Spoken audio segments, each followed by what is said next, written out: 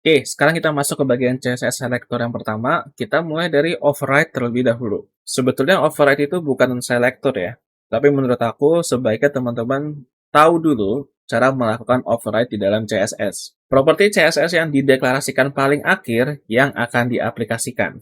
Override biasa dilakukan ketika tampilan yang diharapkan sangat beragam, namun bersifat sederhana. Oke, mungkin untuk penjelasannya ini benar-benar nggak ada kaitannya sama override sebetulnya ya. Cuman biasanya override akan dilakukan ketika hal ini terjadi.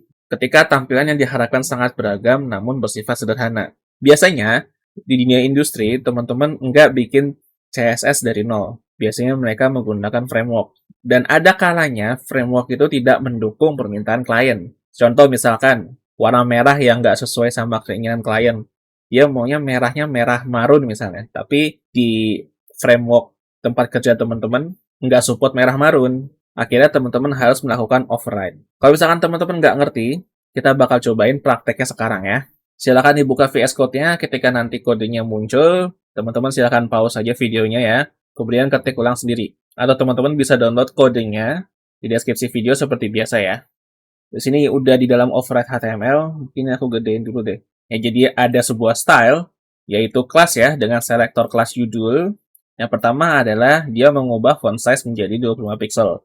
Kemudian mengubah huruf menjadi warna biru.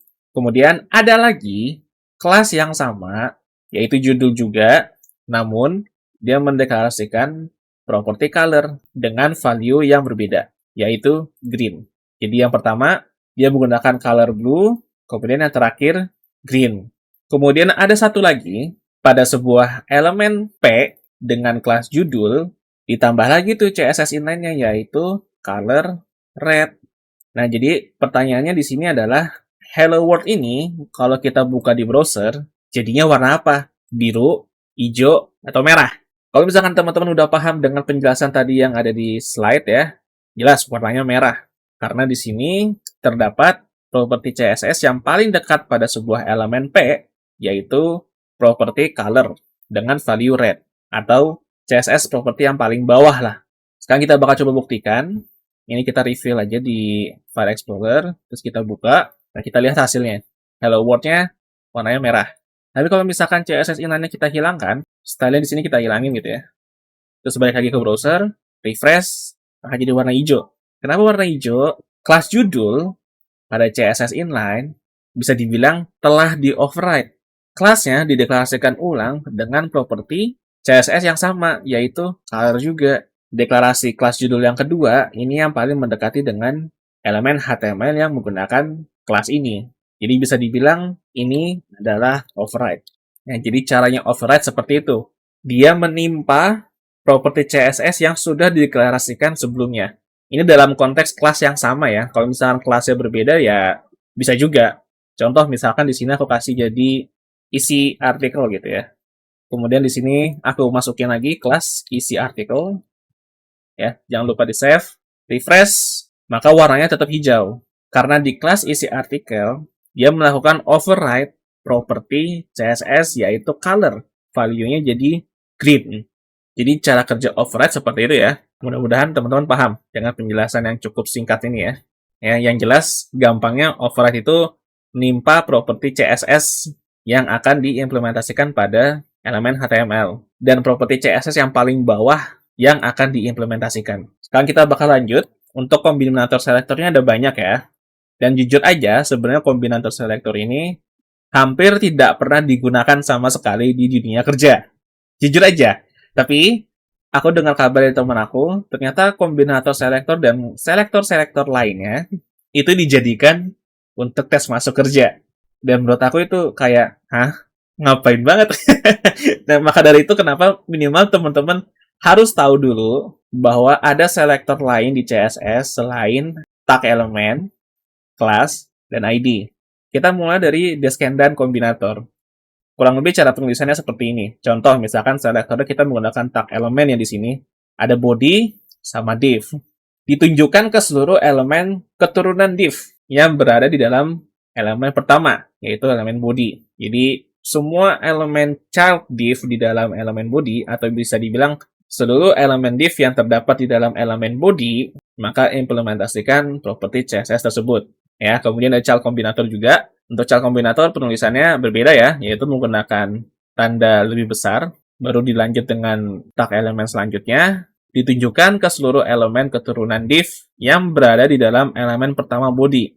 Namun, hanya berlaku untuk keturunan asli saja. Kemudian ada lagi next sibling ya, dia menggunakan tanda plus, ditujukan ke elemen div yang berada di posisi selanjutnya dari elemen pertama body. Ingat ya, selanjutnya sama child itu dua hal yang berbeda. Kemudian ada subsequent sibling, mudah-mudahan aku nggak salah sebut nih, ribet banget namanya ya. Dia menggunakan tanda, aku nggak tahu ini nama tandanya apa, kalau nggak salah biasanya nyebutnya sampai dengan ya. Ditunjukkan ke elemen div yang berada di posisi selanjutnya, dan seterusnya dari elemen pertama body. Kalau misalkan teman-teman mau cobain semuanya, silahkan teman-teman buka dokumentasi Waitress-Pool, teman-teman cobain aja satu-satu. Di sini kita hanya nyediain beberapa contoh aja, sedangkan di-download kodenya di video deskripsi ini. Nah, sekarang kita bakal cobain child selector sama descendant selector ya. Silahkan teman-teman download aja. Yang jelas cara kerjanya sama saja seperti selector yang biasa, menggunakan kelas atau menggunakan ID ya. Hanya saja perilakunya berbeda atau cara kerjanya berbeda. Di sini bisa teman-teman lihat, kalau kita buka di browser ya, ini tinggal reveal saja di Explorer, kemudian buka lagi, yaitu bagian child selector. Teman-teman bisa lihat di sini, yang pertama merah, yang kedua enggak merah backgroundnya, dan yang ketiga jadi merah lagi. Bisa teman-teman lihat di sini, kenapa yang ini enggak merah? Karena dia sudah bukan keturunan asli dari elemen div. Dia ini anak dari elemen P. Dia ini bisa dibilang cucunya div, tapi dia lahir dari elemen P. Makanya kenapa dia jadi nggak merah. Jadi kurang lebih cara kerja child selector seperti itu. Kemudian kita masuk ke descendant selector. Di sini juga ada elemen div lagi ya, sama elemen P. Tapi di sini kita juga akan menggunakan elemen span. Kita reveal lagi di Explorer, kita buka lagi di browser. Bisa teman-teman lihat bahwa keempat elemennya berwarna hijau. Kita balik ke codingan. Kenapa semuanya jadi warna hijau? Karena ya, ini kembali lagi. Ini descendant selector, bukan child selector lagi. Lihat di sini cuma ada spasi. Nggak ada tanda pembanding bilangan lebih besar atau lebih kecil. Jadi bisa dibilang semuanya elemen span yang berada di dalam elemen div, atau sebuah keturunan dari elemen div ya, jadikan semuanya background-nya berwarna hijau. Jadi kurang lebih cara kerja descendant selector seperti itu. Nah, teman-teman bisa lihat kan perbedaannya antara descendant selector dan child selector. Itu untuk kombinator selector. Kita bakal lanjut lagi untuk atribut selector. Ya, sekarang kita menggunakan atribut dari sebuah elemennya. Contoh, misalkan di dalam sebuah tag div terdapat atribut class. Nah, kita bisa tuh melakukan spesifik. Contoh misalkan kelasnya hanya box, berarti seluruh elemen div yang memiliki kelas box itu akan diimplementasikan properti CSS-nya. Teman-teman bisa lihat di sini ya, ada yang menggunakan atribut kelas saja, ada juga yang menggunakan atribut kelas berserta dengan value-nya, yaitu box.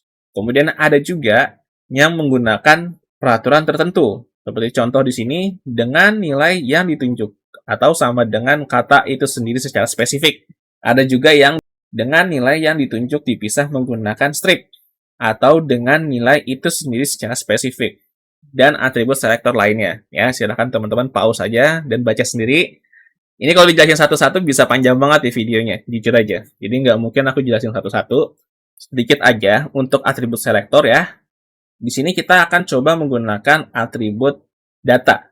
Perlu teman-teman ketahui bahwa di HTML itu terdapat atribut namanya data. Dan datanya itu bisa bersifat dinamis, jadi bisa pasti berubah-ubah. Barangkali di sini performance, bisa saja nanti di sini berubah jadi data money, status, dan data lain sebagainya lah. Ini bakal kita coba, jadi seolah-olah kita punya sebuah aplikasi yang menunjukkan kinerjanya karyawan lah, bisa dibilang seperti itulah.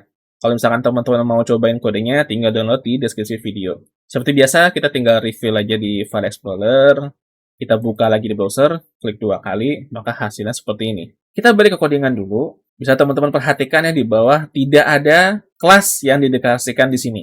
Tidak ada ID juga yang dideklarasikan di tag elemen div ini ya. Yang itu berarti di sini sangat jelas kita langsung menunjuk atribut beserta value-nya. bukan berdasarkan kelas, bukan berdasarkan ID, bukan berdasarkan hanya tag elemennya saja. Mungkin untuk yang atribut selector masih readable lah, masih lumayan oke untuk diimplementasikan. Tapi tetap jujur aja, aku belum pernah ketemu project yang menggunakan selector seperti ini. Sekali lagi, aku garis bawahi lagi, minimal teman-teman tahu, biar gak buta-buta amat. Oke? Jadi itu untuk CSS Selectors yang pertama, ini videonya lumayan panjang sekali ya. Kita bakal lanjut lagi ke bagian CSS Selector 2, yaitu pseudo class, selectors, dan pseudo element. Ini sering diimplementasikan di project manapun. Jadi untuk selectors yang bagian kedua ini, harapannya teman-teman harus mengerti semuanya. Yang jelas kita bakal bahas selector bagian 2 di video yang terpisah.